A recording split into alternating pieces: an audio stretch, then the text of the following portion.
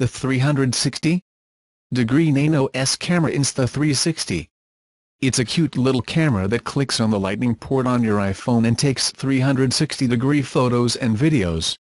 The camera itself is very compact and can easily be held in the palm of your hand or slide into your pocket.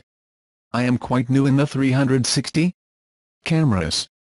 I usually shoot using my Canon 7D DSLR or Fujifilm X-T10, and this is a completely new experience. Instead of concentrating on framing a particular plane, you can click on the shutter button and worry about framing later, so it's good if you're on the move and do not want to think too much. The most interesting experience offered by the camera is that it places you in the center of your environment, capture where you are and what a particular place was like at a certain time.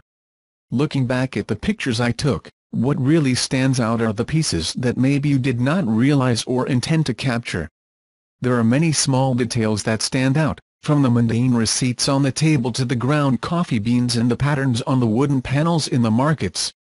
It's special in its own way, because memories get fogged with time, and having something like that while you're on vacation could literally bring you back to that moment when, for example, you fed pigeons in Piazza San Marco.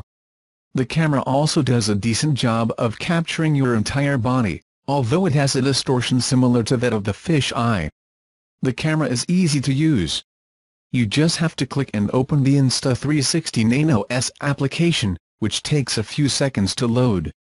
The application opens on the camera screen, where you can use your finger to move the viewer in any direction and see how the 360 capture will look.